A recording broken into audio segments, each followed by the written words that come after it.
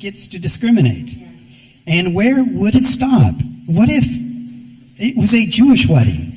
Okay, no, bear with me. And the floor said, I don't want to participate in that kind of religious system. I would find another florist, happily. Yeah, okay.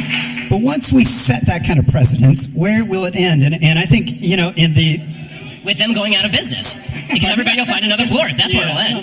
That's all cute. That's all cute. That's not cute. That's real. The lunch counter protests the lunch counter protests that are so famous in the civil rights movement occurred as a voluntary boycott in the early 60s, long before the civil rights movement, and it integrated. They integrated the business because of that. Capitalism discriminates against no color, no creed, and no sexuality. They want the cash. Integration was done by force. Yeah. Against state government. Most whites do not want to be You live a very comfortable life. If you're going to talk about civil rights, let's talk about what happened for people trying to get served. Let's make sure we're hearing against state governments that were compelling segregation. One second, Ben. Let's make sure we're hearing each other.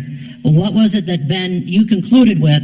It was Woolworths. It was state governments. What I'm saying there is that state governments were the source of segregation in the first place. People who think that Jim Crow was a voluntary system in which people just decided they wanted to segregate their businesses are incorrect. There were Jim Crow laws on the books. The law in the state of Alabama is that you needed a 7-foot-high wall in your restaurant. Okay, this idea that the government always has clean hands and that it's individuals who are the problem, and that capitalism, in the absence of government compulsion, is not the solution to discrimination, must have missed the last 50-odd years of history in this country. Let's have the Reverend. You had something. I think Ben, the enormous inequality in our economic system is in part because of your divine term, freedom, and to think that. Bear with me. To think that freedom is always the answer. It's always the answer, isn't it? Hold up. Read history. I would like to... history, folks.